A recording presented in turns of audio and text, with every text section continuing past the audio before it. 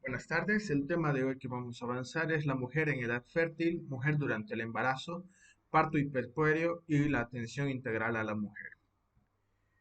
Como contenido mínimo tenemos el riesgo reproductivo preconcepcional, a su vez vamos a ver lo que es el estado nutricional, los hábitos y los usos de costumbre de la vida saludable, las recomendaciones nutricionales y la salud oral para la mujer, de la suplementación oral con hierro y ácido fólico, las inmunizaciones y las recomendaciones preconcepcionales y de anticoncepción, y la prevención y control de cáncer de cuello uterino y de mama, además de ver rápidamente lo que es la historia clínica no gestacional. Recordar que el continuo de la vida nos habla sobre la atención integral, especialmente a la mujer embarazada con COVID-19, ya que si bien es una enfermedad que nos va a presentar con fiebre, rinorrea, aquí nos presenta como mocos, tos seca, puede presentar también disnea, dificultad para respirar, una anosmia, una ageusia, puede llevar a ciertas complicaciones, ¿no? Por lo tanto, recomienda que la atención tiene que ser de forma global a nuestros pacientes. Tenemos aquí la historia clínica de la mujer no gestante, en el cual vamos a tener el- la parte de filiación, lo que es nombre, domicilio, la zona, la red a la que pertenece, la comunidad donde vive, el teléfono para contactar a nuestra paciente y siempre un teléfono de contacto, preferentemente que sea bien del esposo, del novio, del padre, la madre o con quien estuviese acompañando a nuestra paciente. Dentro de la afiliación también vamos a anotar lo que es la fecha de nacimiento, la edad que tiene y aquí muy importante, si es menor de 15 años o mayor de 35 años, ya que al momento de hacerle nuestra anamnesis y vemos que esta paciente tiene un riesgo alto de embarazo, tanto sea menor de 15 o mayor de 35, es un alto riesgo obstétrico. También tenemos que ver si se identifica como indígena en la parte posterior de la hoja, nos va a decir qué número es en caso si se identificara como una raza indígena o si se considera mestiza u otra. Importante saber esto del si es analfabeta o no, para que nosotros podamos explicarle y en caso de las recetas que se le vaya a dar pueda entender. Asimismo, con los estudios, es importante ver en qué nivel de estudios se encuentra para poder nosotros adaptar nuestro lenguaje y la paciente nos pueda comprender correctamente. Dentro del estado civil, una paciente soltera u otro tipo, o si vive sola, es peligroso porque no se puede hacer el control necesario que correspondería. También tenemos que colocar, o a veces ya vienen en esta el código de establecimiento de salud, el carnet de identidad de la paciente y el número de historia clínica. Dentro de los antecedentes vamos a observar si, tanto entre los familiares y los personales, si ha habido diabetes, tuberculosis, presión alta, si ha habido preeclampsia o eclampsia u otra condición médica grave. También hay que preguntar si ha habido una cirugía de tracto reproductivo, si sabe si hay infertilidad, cardiopatía, nefropatía, o si sufre de violencia o por ahí tiene VIH. Como habíamos visto en anteriores clases, todos estos parámetros que están con amarillo y si son marcados son parámetros de gravedad, por lo cual si alguno de estos nos sale sí, tenemos que prestar mucha atención a nuestra paciente. Dentro también de los antecedentes vamos a ver los obstétricos y lo que normalmente nosotros también lo conocemos como fórmulas obstétricas. Vamos a preguntar, las gestas previas, ¿cuántos embarazos ha tenido? Si ha habido algún tipo de aborto y cuántos, si son más de tres, sabemos que por la clasificación del aborto, si son más de tres, vamos a clasificarlo como aborto recurrente o habitual. Vamos a preguntarle los partos vaginales, cuántos son de los nacidos que han quedado vivos, cuántos viven o si han habido algunos muertos, o si de los nacidos vivos, quiénes se han muerto antes de la semana o posterior a la semana, ¿ya? También hay que preguntarle si el recién nacido ha sido normal, no conoces del último parto, si pesó menor a 2000 o mayor a 4000 gramos, el fin de la fecha del embarazo anterior y dentro de los laboratorios. Factores de riesgo, aquí nos puede alto para el alto riesgo reproductivo preconcepcional, nos los va a marcar con rojo, y en amarillo es que nuestra paciente va a estar en alerta. Hay que preguntarle si la usuaria tiene alto riesgo reproductivo preconcepcional. Sí, no, ¿ya? Eh, si nos contesta que sí a cualquiera de estas preguntas, la vamos a catalogar dentro de sí o no. ¿Ya? Dentro de las preguntas es si sabe que es insuficiencia cardíaca o si tiene insuficiencia cardíaca, la hipertensión crónica, si sufre algún estado de psicosis. La psicosis nosotros lo vamos a ver a nuestra paciente si ha sufrido algún tipo de alucinación. También vamos a preguntar si tiene alguna enfermedad neurológica incapacitante o si sufre de insuficiencia renal, insuficiencia hepática o insuficiencia pulmonar. Tenemos que recordar que al momento de preguntar las patologías, tenemos que hacerlo con palabras que nos vayan a entender nuestros pacientes.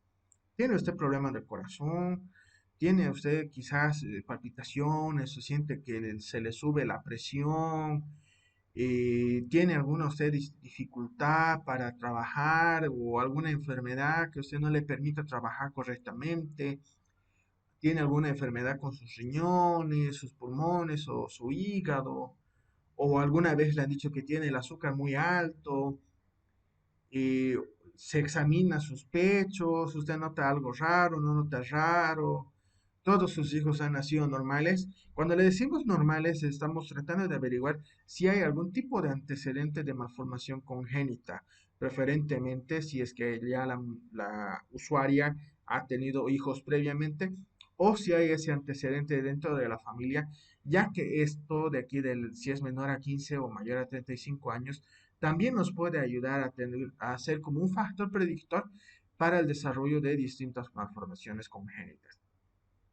Hay que preguntarle si dentro de las partos que ha tenido, si han sido normales o si han sido cesáreas, porque a mayor cantidad de cesáreas realizada a la mujer, hay mayor debilidad de la pared uterina, lo cual nos va a predisponer a una ruptura o a una atonía uterina. ¿Ya?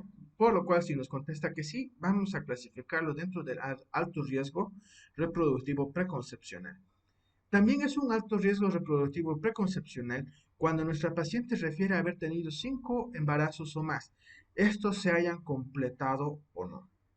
También de infertilidad, si hay el consumo de tabaco, el alcohol u otras sustancias nocivas, si hay antecedente de violencia física sexual u otro factor que nos pueda mencionar la paciente y tenemos que anotarlo dentro de nuestra historia.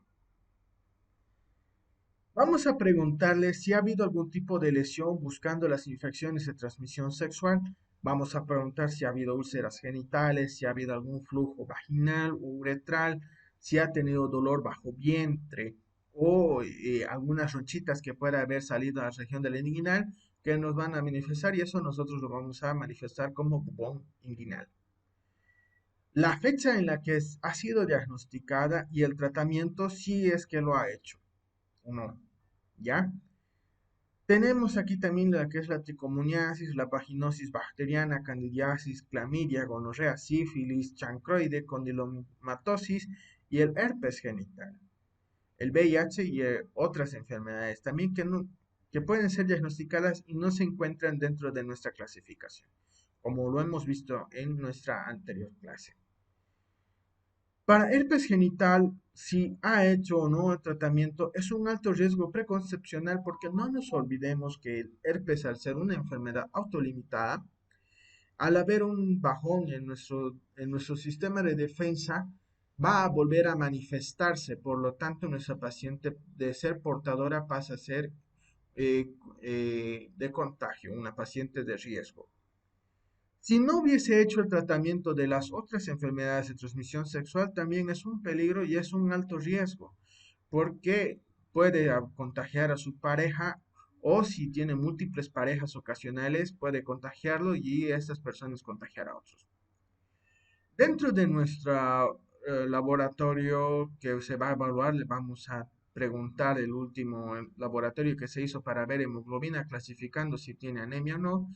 Se le va a tomar la presión arterial, el peso y la talla y se le va a clasificar también dentro de la categoría del índice de masa corporal. Bajo peso, normal, ligeramente superior, superior u obesidad.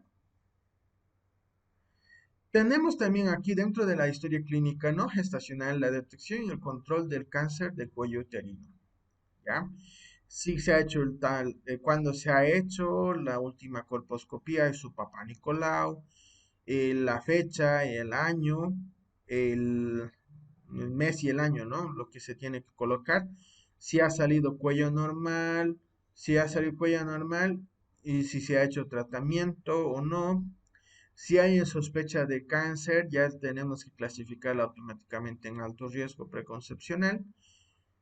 Si se han hecho, ¿no? Como les mencionaba, su Papa Nicolau, su colposcopía, si se ha hecho biopsia, si ha tenido algún tratamiento específico, debemos anotar también aquí dentro de nuestra planilla y el control que se haya hecho.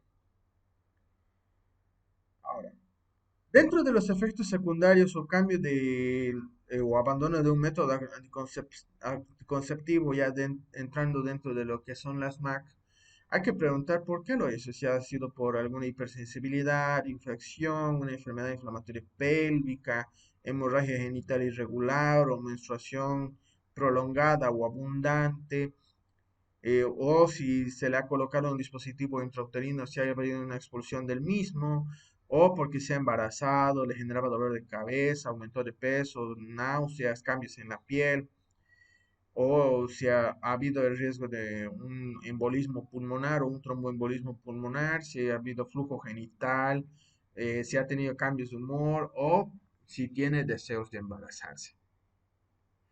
Dentro de los métodos anticonceptivos tenemos el MELA, la abstinencia periódica, los métodos de los días fijos, que estos son los no hormonales y los no tradicionales. Tenemos también el condón masculino, el condón femenino, el dispositivo intrauterino con levonorgestrel, los anticonceptivos orales combinados, las píldoras de progesterona sola, la anticoncepción de emergencia, que recordemos que nuestra anticoncepción de emergencia es el levonorgestrel, las inyecciones hormonales trimestrales o la mensual, el implante subdérmico, el parche o el anillo vaginal y la ligadura tubárica. Si tenemos otro, aquí vamos a ver del que se puede realizar en el hombre, que es la vasectomía. Le vamos a preguntar también si utiliza alguno de estos métodos anticonceptivos y cuando le preguntemos cuál, aquí tiene la numeración para que nosotros podamos anotar.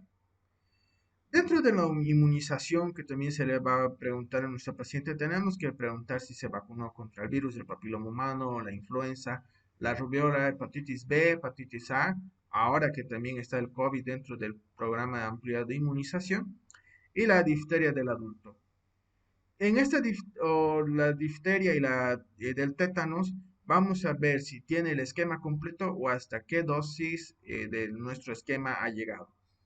Y por supuesto, si nos dice que sí, tenemos que anotar la fecha, el mes y el año en el que ha recibido la vacuna nuestra paciente. En esta parte que es de la parte preconcepcional y concepcional, tenemos que hacer nuestra orientación según los métodos anticonceptivos que elija nuestra paciente. Aquí tenemos que anotar el número que tenemos en la parte de nuestro cuadro de métodos anticonceptivos y posterior a ello tenemos que anotar el día y el mes y el año en el que se le ha iniciado. Como ustedes pueden observar aquí, nuestra paciente tiene hasta 7 métodos de anticoncepción para escoger y nosotros como médicos generales tenemos que explicarle. Una vez que hemos explicado y hemos hecho nuestra orientación de los métodos anticonceptivo, vamos a marcar una fecha del inicio del método anticonceptivo. Aquí vamos a anotar el número de anticonceptivo elegido y el inicio. Vamos a averiguar posterior en los controles de la consulta si está haciendo un uso adecuado de los que haya escogido. ¿Ya? También aquí mismo se lo va a llenar si ha habido un cambio de método de anticoncepción y por qué, ¿no? En las notas aquí va el por qué. Una vez que hemos procedido a evaluar nuestro cuadro de historia clínica de la mujer no gestante, vamos a evaluar.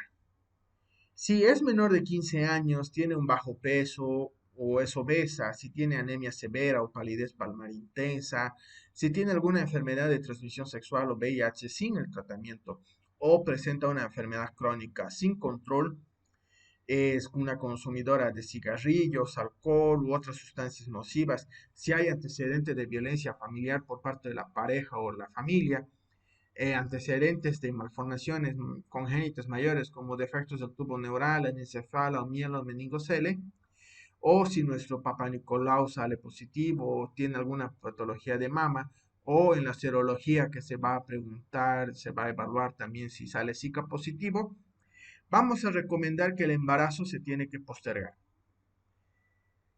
Ahora, una vez que nosotros hacemos nuestra recomendación de postergación de embarazo, tenemos que referir a nuestra paciente, pero no de forma urgente, para que pueda haber un control correcto de las enfermedades crónicas que vaya a padecer, ya sea diabetes, hipertensión o alguna insuficiencia cardiovascular, una enfermedad pulmonar o renal.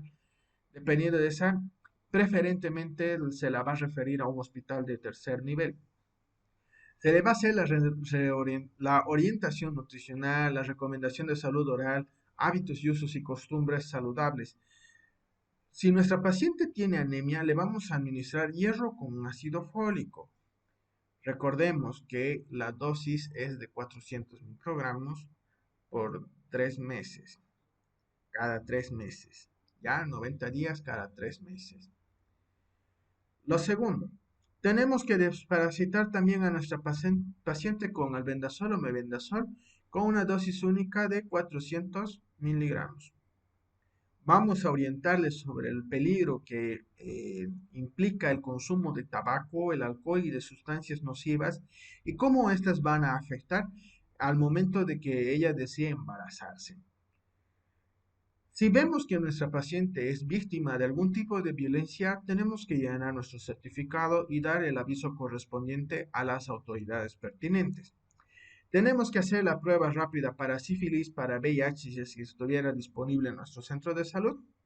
Vamos a hacer la prevención del tratamiento para cualquiera de las infecciones de transmisión sexual, incluido el VIH. Y si en caso que nuestra paciente saliera VIH positivo, tenemos que referir al programa para un diagnóstico más completo y el tratamiento adecuado. Se le va a administrar las vacunas según el esquema del programa ampliado de inmunización. Se le va nuevamente a orientar y brindar servicios de anticoncepción. Se le va a hacer las recomendaciones dentro de lo que es la prevención del cáncer de cuello uterino y de mama. Y si no se hubiera realizado su Papá Nicolau, se le va a instar a la paciente que se haga su Papá Nicolau y con su correspondiente colposcopía. Si nuestro Papá Nicolau sale positivo, tiene que ser referido para una atención integral con ginecología. Y si la paciente desease embarazarse, tenemos que explicarle por qué tiene que esperar, los riesgos que van a conllevar si es que se embarazara teniendo cualquiera de estos antecedentes.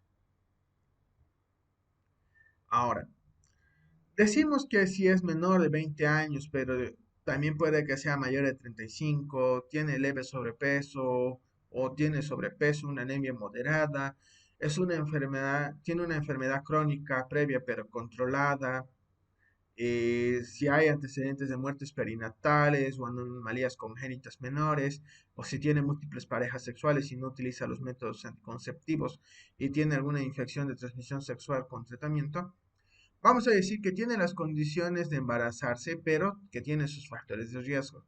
Las recomendaciones igual va a ser lo mismo, ¿no? Sobre nutrición y dieta adecuada, se le va a hacer el tratamiento correspondiente para la anemia. Igual se le va a desparasitar a la paciente y se le va a hacer una profilaxis y tratamiento de la salud oral o se le va a referir a odontología, ¿ya? Si nuestra paciente utiliza algún método de anticonceptivo, hay que evaluar la satisfacción y que continúe el uso, ¿ya? Si desea embarazarse, tenemos que recomendar la suspensión o el retiro del método anticonceptivo y se le tiene que hacer la referencia al hospital para un segundo o un tercer nivel para que sea una valoración correcta por el especialista y se evite cualquiera de las complicaciones que pueda presentar por las patologías previas que presente a nuestra paciente.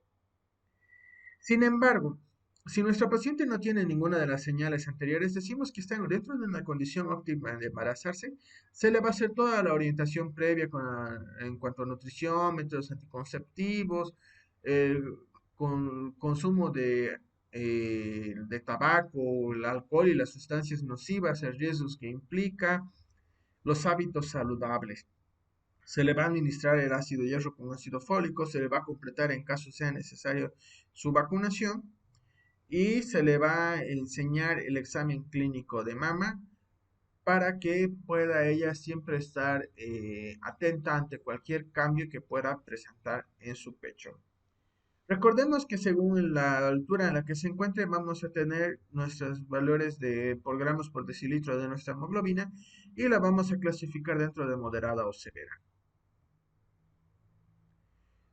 Los que son los hábitos y costumbres de vida saludables, vamos a ver dentro de que los cuidados generales es que por lo menos tiene que hacer un control médico anual, tiene que dormir 8 horas día al día, realizar al menos ejercicios durante 30 minutos u otra actividad física como correr, manejar bicicleta. eh, Instar el que reemplace el uso de la televisión, el internet, el celular por otras actividades recreativas, educativas o deportivas. Siempre recomendar el uso de bloqueador solar, el sombrero, evitar los ruidos intensos y el uso prolongado de los audífonos, que consuma alimentos frescos, variados, que tome por lo menos 2 litros de agua al día, la reducción del consumo de alimentos grasos, frituras, dulces, pasteles, el azúcar blanca, evitar el consumo de bebidas alcohólicas, del tabaco, medicamentos innecesarios, que su vivienda, el lugar de trabajo y estudio tienen que mantenerlo limpio y eliminar los criaderos de mosquito. Esto con el fin de poder evitar la reproducción del Aedes aegypti, que recordemos que es un mosquito que nos va a transmitir enfermedades Zika y no solamente Zika, sino todas las arbovirosis. Ahora, durante la menstruación, igual hay que recomendarle que haga las actividades normales, que pueda hacer deporte y comer normalmente. ¿Ya? Eh, Dentro de los accidentes y la violencia,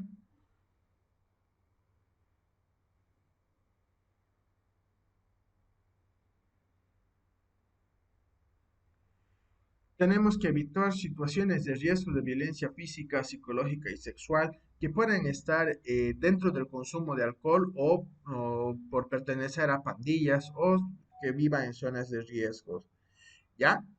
Evitar el manejo de armas blancas, cortantes, utilizar las medidas de seguridad en los automóviles, bicicletas, buses, denunciar cualquier tipo de violencia, ¿no? Medidas de protección en el trabajo y si es posible que aprenda a nadar nuestra paciente.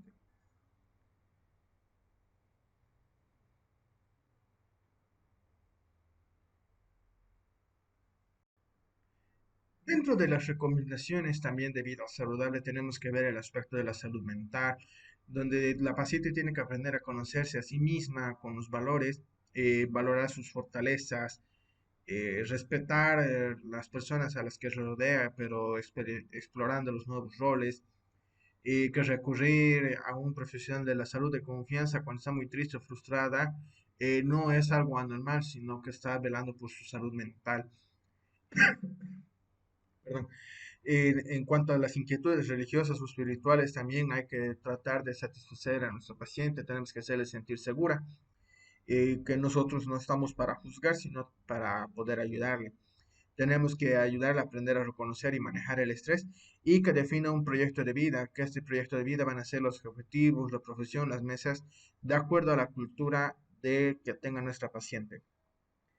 Si nuestra paciente tiene algún tipo de lesión con sospecha de violencia físico o sexual, tenemos que hacer la evaluación que habíamos visto, ¿no? En la anterior clase.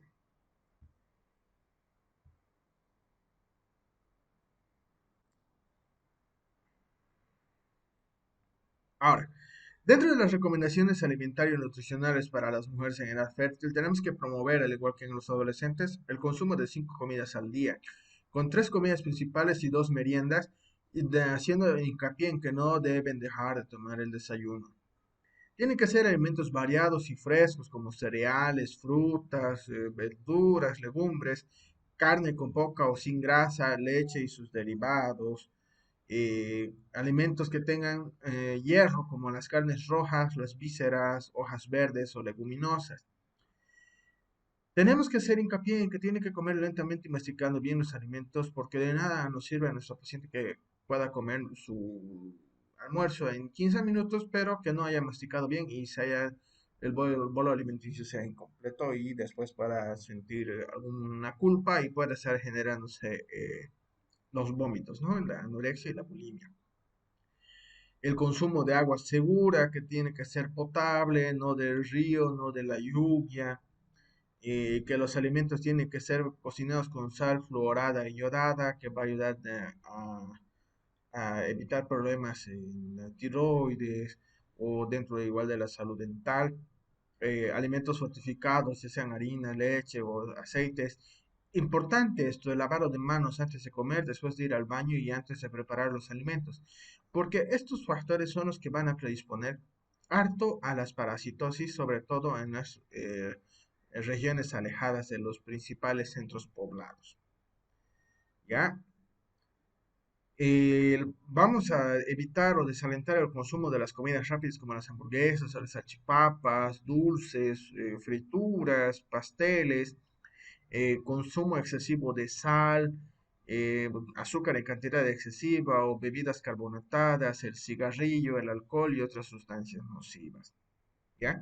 Aquí tenemos una tabla de índice de masa corporal que según la estatura nos va a indicar en qué situación está, ¿no? Si está en un bajo peso, si tiene mediano peso, leve sobrepeso, sobrepeso o obesidad.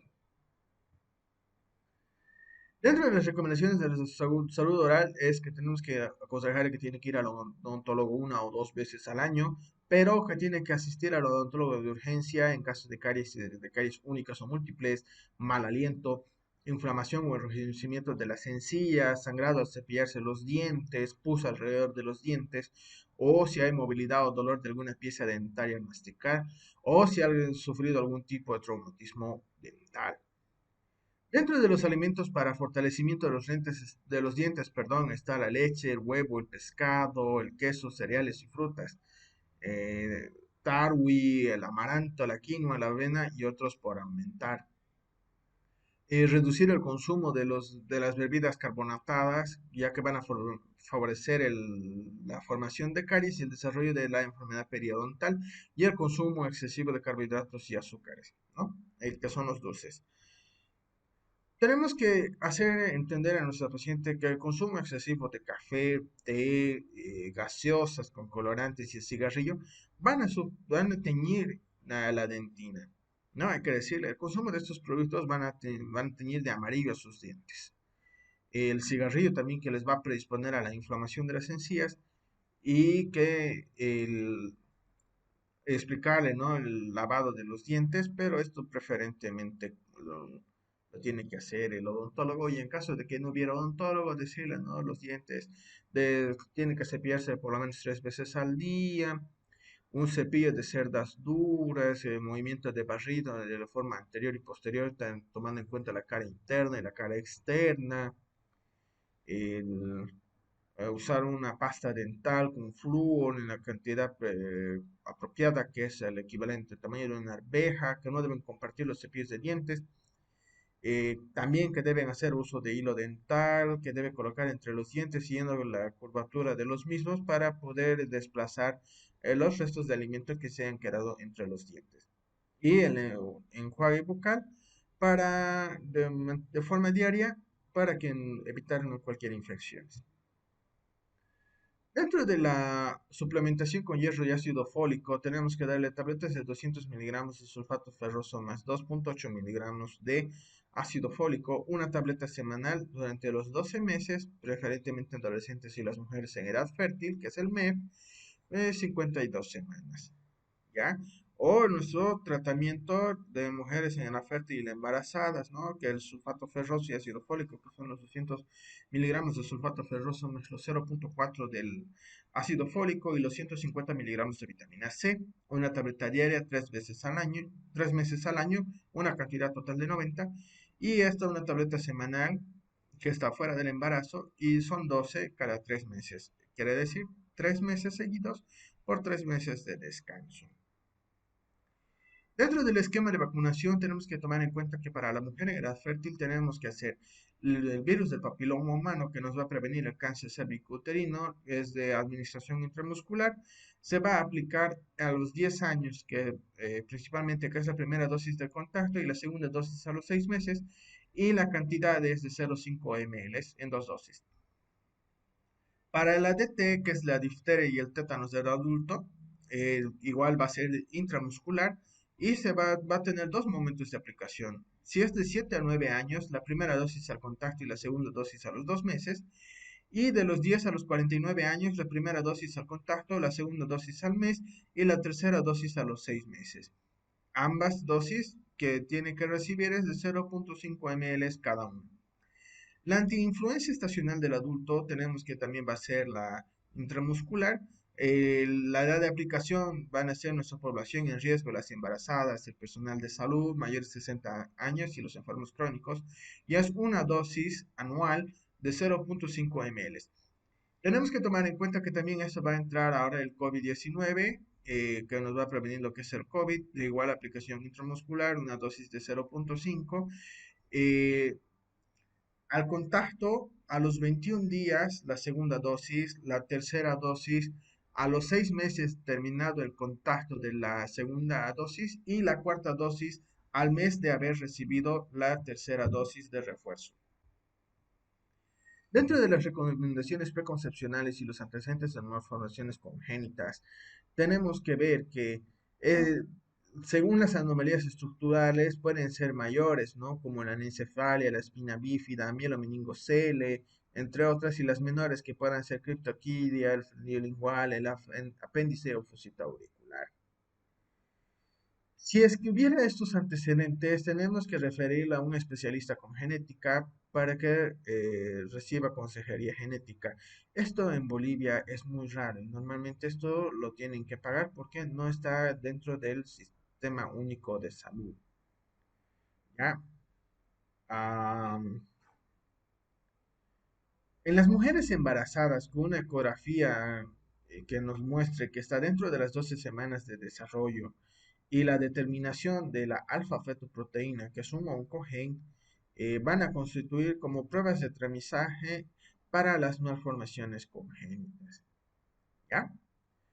Dentro de los estilos de vida, en los hábitos, tenemos que ver y si tiene un hábito de fumador activo o pasivo, que ambos pueden ocasionar infertilidad, aborto espontáneo, bajo peso al nacer o retraso del crecimiento fetal o restricción, el riesgo de parto pretérmino, que haya un desprendimiento de placenta normoinserta, una muerte fetal y perinatal, un aumento de las infecciones al tracto respiratorio del recién nacido, ¿ya? Del alcohol no está recomendado dentro del consumo del embarazo porque puede asociar una muerte intrauterina, una restricción del crecimiento pre y postnatal, un bajo peso al nacer y si es excesivo va a provocar el síndrome del alcoholismo fetal. Las drogas ilegales van a estar asociadas a las anomalías del sistema nervioso central por la reducción de los miembros y restricción del crecimiento intrauterino. Es importante que si nuestro paciente quiere embarazarse, debe dejar todos estos hábitos. En cuanto a la orientación de la anticoncepción, tenemos que garantizar los derechos de nuestros usuarios y usuarias, que va a ser la privacidad, la información, la dignidad, la capacidad de elección a nuestro paciente, la seguridad de los mismos, la confidencialidad, el derecho a opinión, a que se sientan cómodos, a que tengan una continuidad al método anticonceptivo elegido y su acceso. ¿Ya?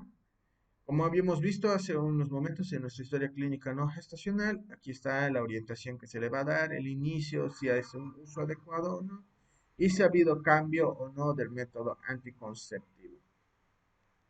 Tenemos que evaluar las necesidades reproductivas de los usuarios y las usuarias, eh, implicando averiguar el número de hijos que desean tener, el intervalo de los embarazos deseados y la preferencia por el método. Ya tenemos que evaluar también en el momento que se encuentra la usuaria si está en posparto o posaborto. Se tiene que analizar con ellos las opciones anticonceptivas, ¿ya? Y tienen que ser las que más se adecúen a sus necesidades. Tenemos que darle la facilidad de que puedan realizar una elección informada sin presión y que las necesidades reproductivas y anticonceptivas que nosotros como proveedores les vamos a facilitar una elección informada y el tiempo necesario que tengan para pensar y tomar su decisión. Tenemos que asegurarnos del uso correcto del método elegido, ya que se le va a hacer el control, se va a hacer un refuerzo y una verificación de la comprensión del usuario. Informar, vamos a ver que es brindar referencias sobre opiniones disponibles y la orientación es la comunicación de doble vía, que ayuda a los usuarios a tomar una decisión propia, es decir, una elección informada. Tenemos que establecer una relación cordial de afinidad preferentemente, lo que les mencionaba en la anterior clase, una buena relación médico-paciente, que haya privacidad en la atención, eh, mostrar interés en conocer su nombre, si desea recibir la orientación, si está acompañada o no. Hay que ser amables, tenemos que hacerles entender que lo que digan en el consultorio no va a salir, un lenguaje sencillo y apropiado y un tono de voz adecuado. Tenemos que identificar las necesidades de la anticoncepción, tomando en cuenta la edad, las necesidades de los adolescentes. Tenemos que mencionar que para los adolescentes y los jóvenes todos los métodos de anticoncepción son seguros. Tenemos que preguntarles la frecuencia con la que tienen relaciones sexuales y las situaciones en las que se producen. Tenemos que preguntarles cuán accesible es el establecimiento de salud para el usuario y si tiene una relación estable o si tiene múltiples parejas sexuales. Es importante escuchar con atención porque así nosotros nos vamos a distraer al momento que estamos haciendo las preguntas a nuestros pacientes. Si vamos a estar viendo el teléfono, vamos a estar viendo a otro lado, va a tomar eso como un desinterés y vamos a perder a nuestro paciente. Tenemos que responder a las necesidades, explicando brevemente todos los métodos anticonceptivos, ya que van a incluir las características, el modo de uso, efectos secundarios y la efectividad de este. Si ya los usuarios tuvieran algún método anticonceptivo elegido, tenemos que proporcionar una información veraz, correcta y oportuna, utilizando lenguaje sencillo y comprensible, preguntarles si nos entienden, de preferencia si nos pueden explicar con sus palabras lo que les hemos dicho, y utilizando materiales de apoyo, puede ser un rotafolio de métodos anticonceptivos, unas muestras de métodos anticonceptivos, el se tiene que decir que para el uso de métodos anticonceptivos no tiene que haber el consentimiento de pareja. Eso es una elección personal. Tenemos que verificar la comprensión, ¿no? Sobre dudas que hayan, limitaciones, sus beneficios, señales de alarma. Tenemos que escuchar, aclarar sus dudas. Y lo que les mencionaba hace un momento atrás, que nos repita con las palabras lo que entendió. En todo momento se debe mantener una relación cordial, que hay una disponibilidad de los métodos y los servicios a los que puede acceder nuestro paciente y que puede planificar el mismo para una próxima visita. Este es el certificado único de violencia en el que tenemos que colocar el nombre de nuestro establecimiento, donde se ubica, ¿no? Lo que veíamos hace un momento atrás. Aquí el consentimiento del paciente para que pueda hacerse la toma correcta de los datos, la anamnesis, que es lo que se hace, el examen físico, donde tenemos que marcar las lesiones que puedan haber dentro de nuestro paciente, tanto anterior, posterior, la descripción de las lesiones en cada una de las partes de nuestro examen físico realizado, el examen ginecológico, el examen de la región anal, porque recuerden que puede ser un hombre también una víctima de violación. En caso de violencia sexual tenemos que ver si hay lesiones dentro del examen anal, en la mujer si hay en el himen, en un hombre y en mujer, los genitales externos, la toma de las muestras solicitadas, ¿no? Antes de las 72 preferentemente. ¿Y qué es lo que se está tomando? Orina para toxicología, sangre para genética, el peinado púbico, entre otros, ¿no? Lo que hablábamos en la anterior clase. Y una vez hecho eso, las impresiones diagnósticas, otros exámenes complementarios y documentos adjuntos, la firma del médico que está haciendo eso y el cargo que ocupa. Ahora, dentro de los métodos anticonceptivos tenemos que explicar que hay los temporales, que los temporales se van a subdividir en los basados en el conocimiento de la fertilidad, que es el método de la lactancia y amenorrea, la mela, y por abstinencia periódica, que va a ser el método del calendario, el moco cervical o temperatura basal. Tenemos que hacer entender a nuestro paciente que el adolescente no puede hacer esto, puesto que recién está comprendiendo el funcionamiento normal de su cuerpo y confiada en ello va a hacer de que pueda haber un fallo y después estén generándose los embarazos no deseados. Dentro de los temporales tenemos los anticonceptivos modernos, que va a ser la T de cobre, el implante subdérmico, la inyección trimestral, los anticonceptivos orales, los de emergencia, el condón masculino y femenino. Dentro de los métodos anticonceptivos también tenemos los permanentes, que es la anticoncepción quirúrgica voluntaria, en la mujer la ligadura de las trompas y en el hombre la vasectomía. Tenemos que explicar aquí que nuestro implante es subdérmico, es muy eficaz, es un anticonceptivo reversible de larga duración, de inserción subcutánea, lo cual le va a permitir cierta discreción y es difícilmente visible o perceptible a no ser a que lo muestre la paciente. Tiene una duración de 3 a 5 años y es fácil de usar, no va a interferir con las relaciones sexuales y el retorno de la fertilidad es inmediato una vez que es retirado el implante. Los posibles efectos secundarios están el sangrado irregular, la sensibilidad mamaria, dolor de cabeza, náuseas, mareos o el cambio de estado de ánimo. Estos son los hormonales. El dispositivo intrauterino, que también es muy eficaz, de larga duración, es discreto, difícilmente visible, perceptible, con una duración de 3 a 5 años y es fácil de usar. Al igual que el implante, no va a interferir con las relaciones sexuales y el retorno a la fertilidad es inmediato una vez que es retirado.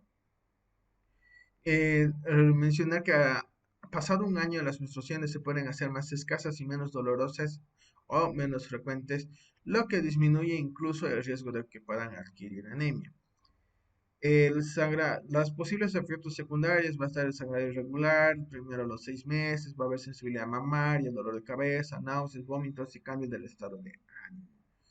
Las limitantes para el implante es que este debe ser colocado y retirado por personal de salud capacitado. Esto puede ser doloroso. Al igual que en esta, ¿no? Puede ser doloroso al momento de la colocación y tiene que ser por personal calificado. Tenemos los inyectables que pueden ser una progestina, que es solamente una hormona, o cada 2 meses, que va a ser nuestro acetato de medroxiprogesterona, y la aplicación mensual que van a ser estrógenos y progestinas. Estos dos no son cubiertos por la ley, no lo 1152. Los inyectables va a ser una eficacia de 96%, es reversible, de corta duración y de aplicación intramuscular. Ya, la fertilidad en su retorno puede variar de 1 a 4 meses dependiendo del tipo de inyectable y dentro de los posibles efectos secundarios va a ser sangrado irregular, sensibilidad mamaria y cefalea principalmente. Las píldoras de toma diaria no son dosis de hormonas bajas que van a inhibir la ovulación irregular en el moco cervical. Hay la eficacia si del 99% con el uso correcto y de forma común del 93%. Es un anticonceptivo reversible de corta duración, es disponible, fácil de usar, no interfiere tampoco con las relaciones sexuales y puede ayudar a regular la menstruación y disminuir los cólicos menstruales. Dentro de los efectos secundarios, vamos a ver que puede generar un sangrado irregular, sensibilidad de la mama, cefalea, náuseas y vómito. ¿Ya? Ah, Dentro de los permanentes, que es la vasectomía y la ligadura, esto sí, es un bloqueo del tránsito, ya bien sea del espermatozoide o del óvulo, son altamente eficaces, son anticonceptivos quirúrgicos, irreversibles. Estos no van a interferir con la satisfacción y el deseo sexual. La vasectomía se hace de forma ambulatoria, tiene menos efectos colaterales, mientras que en la ligadura de trompas también no es un ambulatorio porque necesita sí o sí un control y no hay contraindicaciones, ¿ya? Debe ser realizado por personal médico capacitado eh, y los posibles efectos secundarios es sangrado, inflamación leve, malestar, un dolor escrotal en caso de la vasectomía, hinchazón o hematomas que suelen desaparecer y en la mujer con la ligadura de trompas va a haber una infección local, un absceso o un dolor local como complicación. Y nuestra píldora anticonceptiva de emergencia, que es muy eficaz dentro de las primeras 24 horas con un 95% y que va disminuyendo conforme pasan los días. ¿Ya? En nuestra pastilla es levonorgestrel, 1.5 miligramos, va a inhibir y retrasar la liberación de los óvulos, espesa el músculo cervical, ayuda a que la mujer no disminuya el riesgo de contraer embarazo, no se saben los riesgos conocidos por la salud y los efectos pues, secundarios pueden ser náuseas y vómitos. La ventaja del condón, la doble protección. ¿No? No quiere decir que tienen que usar dos condones a la vez, sino de que tienen una efectividad del 98% de forma correcta, porque el condón va a ir a cubrir el pene durante la relación sexual y el semen eyaculado va a quedar dentro del condón que va a actuar como barrera. Es decir, que va a evitar el contacto entre el pene y la vagina y sus fluidos, por lo que, aparte de evitar el embarazo no deseado, nos va a proteger también de las infecciones de transmisión sexual. Dentro del uso, tanto para la mujer como para el varón, tenemos que ver la fecha de caducidad, si está vencido no hay que usarlo. El colchón de aire se tiene que abrir, no hay que usar tijeras, ni los dientes, ni las uñas. Hay que sacar cuidadosamente el condón del paquete. Y se tiene que colocar el condón en la punta del pene erecto, sujetando con la yema de los dedos y dejando un pequeño espacio en su interior para que sea depositado el semen y con otra mano ir desenrollándolo hasta la base del pene. Tenemos que verificar que, no, o sea, al momento que se coloque, tenemos que decirle que no existe el aire, uno mismo tiene que verificar.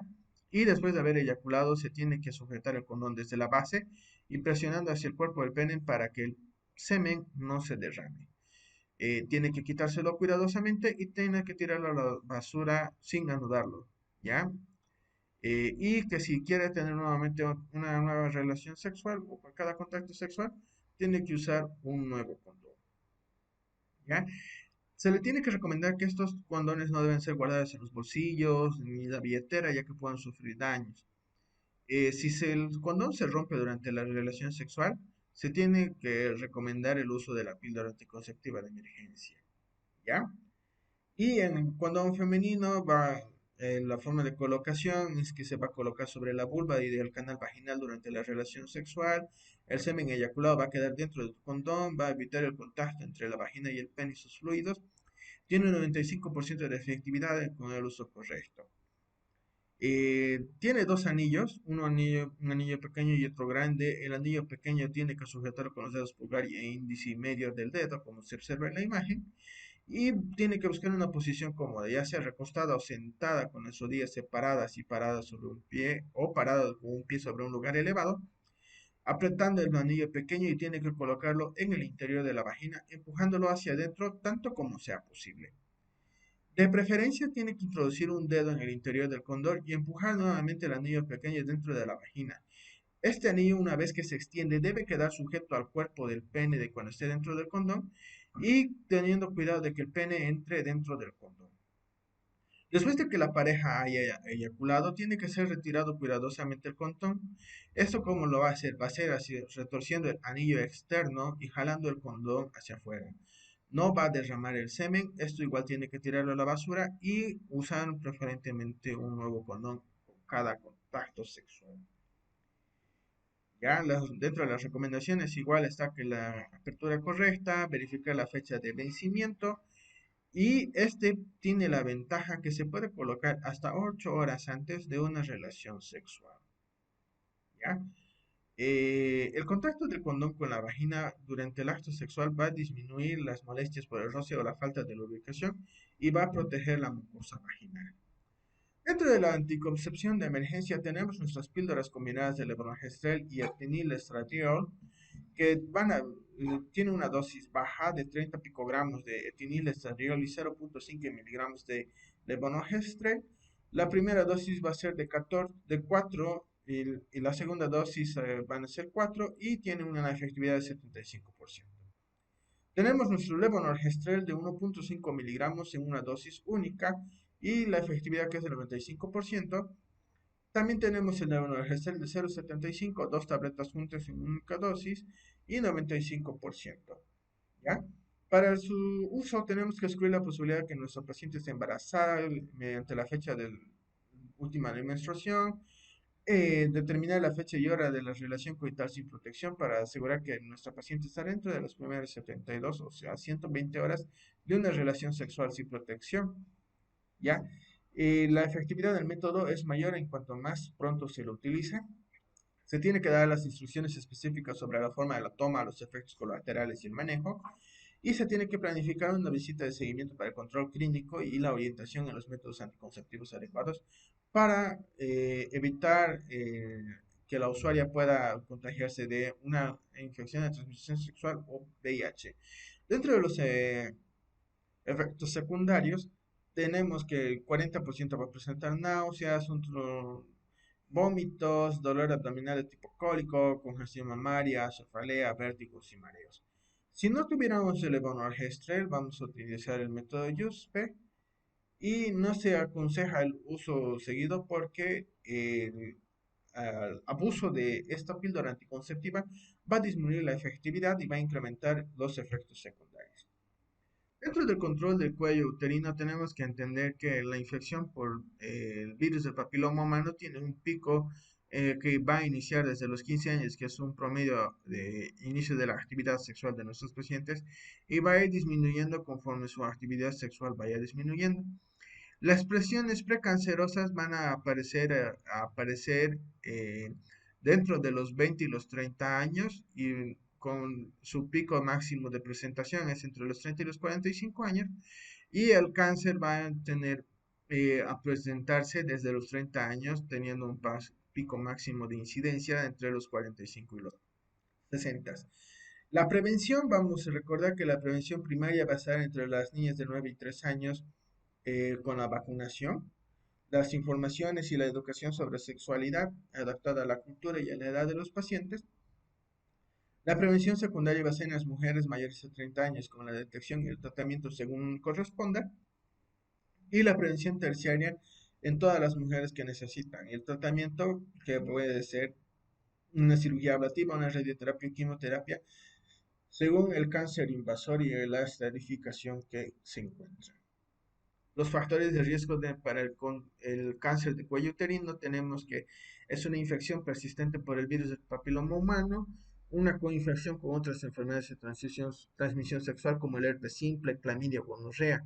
Las mujeres que nunca se han hecho la prueba de tamizaje, las múltiples parejas sexuales, una edad temprana de inicio de las relaciones sexuales o un inicio precoz, una multiparidad. Las mujeres que han tenido 3 o más embarazos tienen un riesgo aumentado de padecer cáncer de cuello uterino, tabaquismo, la malnutrición, la inmunodepresión y los niveles socioeconómicos bajos va a predisponer, ¿no?, a que tengan un acceso limitado a la salud y no puedan detectarlo esto a tiempo.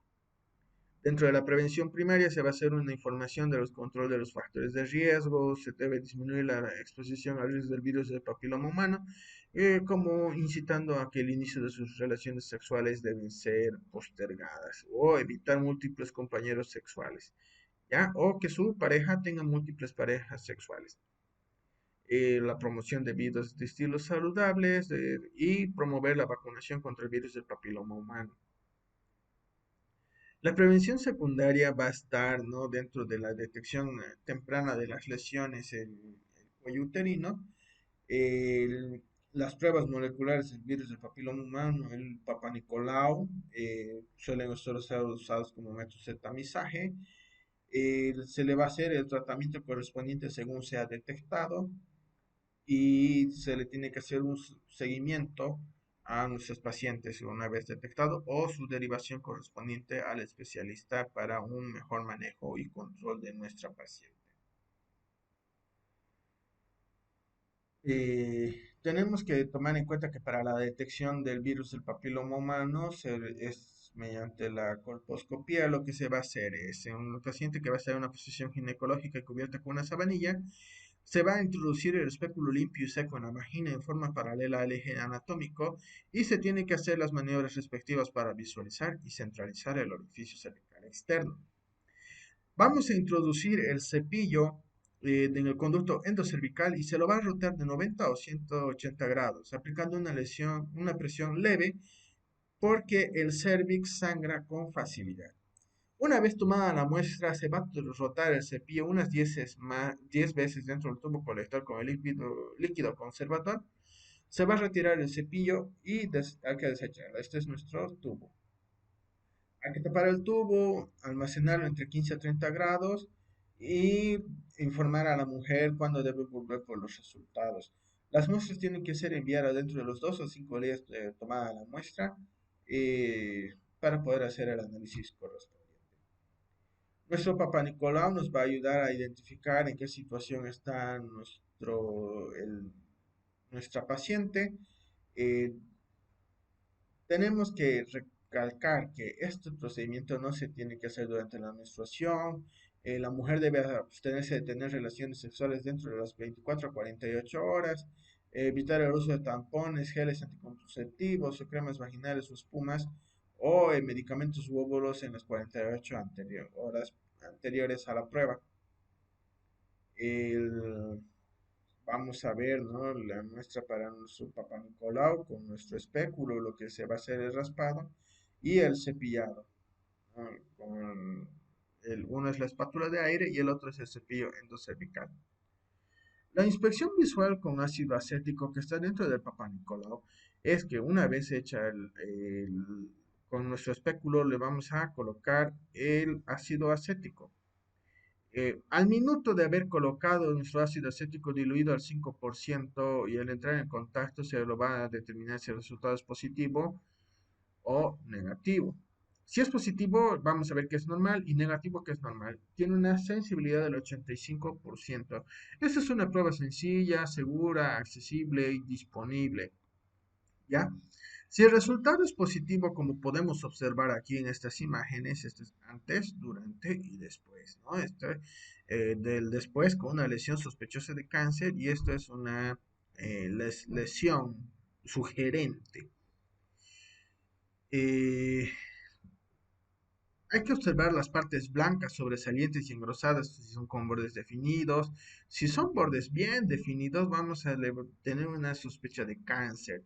Ya, si se observa una úlcera o masa en forma de coliflor, vamos a decir que, o áreas de necrosis y hemorragias del cuello uterino van a ser positivos, ¿ya? Y es negativo cuando el revestimiento del cervix es liso, uniforme, de color rosado y sin signos que llaman a la lesión. Entonces, negativo, positivo con lesiones bien delimitadas y lesión sospechosa de cáncer de coliflor y lo que habíamos mencionado con anterioridad. Lo que se va a hacer, al igual lo mismo que para la muestra del Papa Nicolau, solo que la diferencia va a ser, vamos a limpiar el cervix suavemente con una torunda, tratando de remover las secreciones por muco cervical, identificando la zona de transformación del orificio cervical y la unión escamocolumnar. Vamos a aplicar una toronda empapada con ácido acético sobre el cuello del útero esperando 1 a 2 minutos para que este se absorba y si aparecen las lesiones blancas es la reacción al ácido y nuestra prueba es positiva. Tenemos positivo, un IVA negativo, un negativo si es aquí en la parte muy externa a nuestro orificio exocervical, negativo si no también no tiene nada o así en este tipo de lesiones. Para considerar positivo tenemos que recordar que tiene que ser dentro del orificio exocervical. Una vez hecho todo esto, se tiene que anotar esta prueba de tramizaje. Si se ve este tipo de lesión, se va a tomar muestra para poder hacer el estudio anatomopatológico correspondiente. Y dependiendo de lo que se vea, se le va a recomendar la realización de una crioterapia y para ello va a ser necesario derivar a nuestra paciente a un segundo o un tercer nivel. La crioterapia es una terapia de congelación de las zonas anómalas del cuello uterino mediante la aplicación de un disco muy frío sobre ellas. Dura minutos y solamente va a generar un dolor de tipo cólico. Un 90-95% de efectividad para las lesiones pequeñas y medianas, es accesible, con un equipo fácil de usar, no se necesita anestesia ni electricidad, tiene mínimos efectos secundarios. Las únicas desventajas que tiene es que es menos efectivo en lesiones grandes, no se obtiene tejido para estudio histológico y no tampoco nos requiere suministro regular de gas congelante. Este es nuestro criocauterio con su gatillo, la pistola, la criosonda, nuestro manómetro de presión y el tubo para el dióxido de carbono. Procedimiento, consejos y consentimiento informado, verificando el equipo y los insumos. Tenemos que pedir a la paciente que se coloque en la posición ginecológica, previo descarte de inflamación, infecciones y lesiones a nivel vulvar.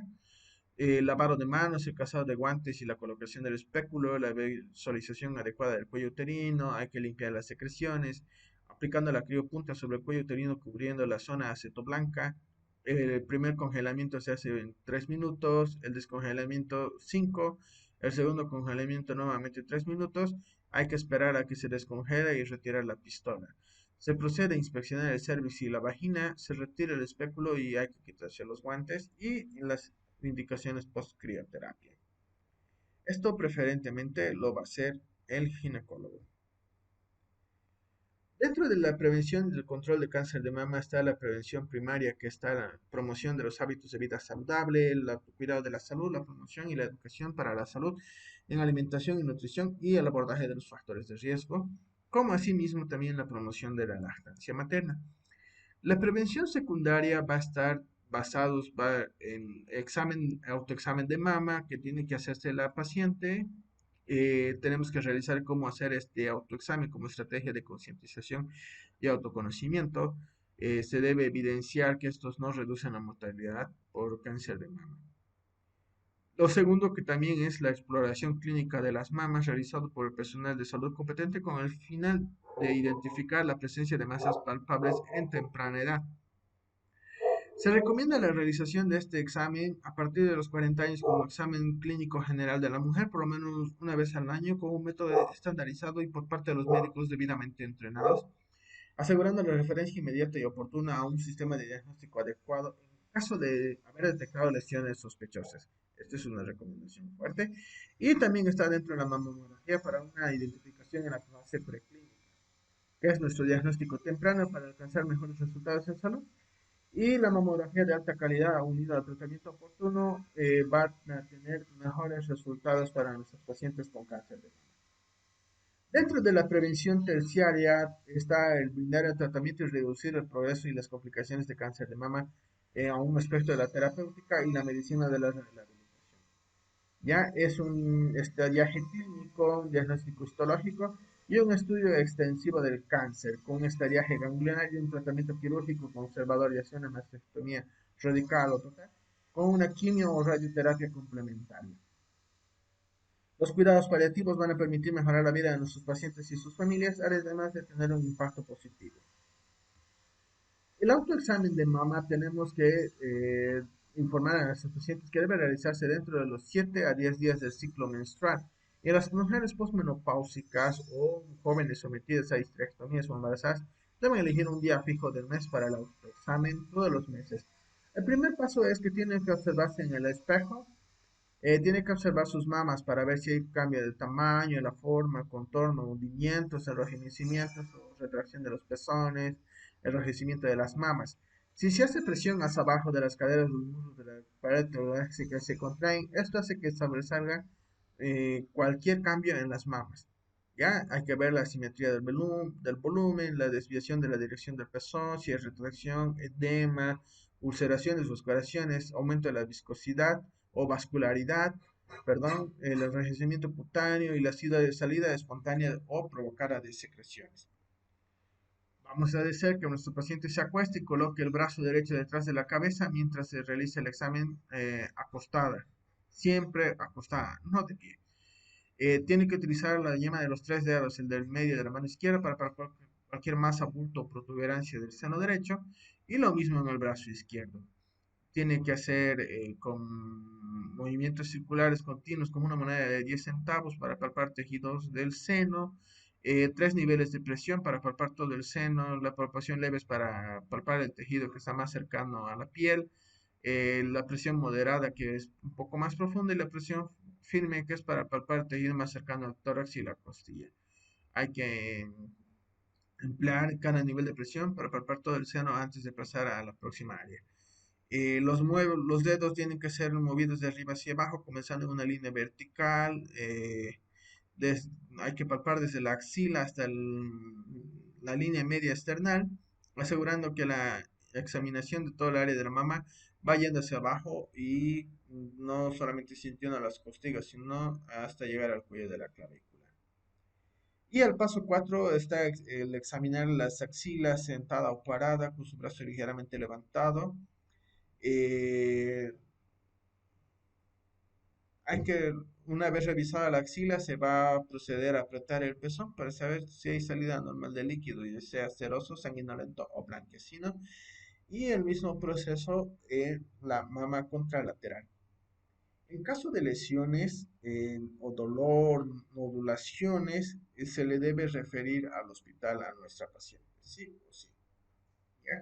Dentro de las lesiones que se van a ver, vean, es la humidificación de nuestro pezón, vamos a ver la retracción de la piel, cambios en la coloración y la secreción de nuestro pezón, ya sea blanquecina o sanguinolenta. Esto es totalmente anormal, ¿ya? Dentro de la inspección dinámica, se va a hacer que nuestro paciente levante sus brazos con el propósito de que contraiga los pectorales. Y si hay alguna, a través de esto se van a manifestar si es que hay algunos signos cutáneos retráctiles, ¿ya? Em, ya sea hacia arriba y como si estuviera agarrándose la cadera. Si no tenemos preguntas, muchas gracias por su atención.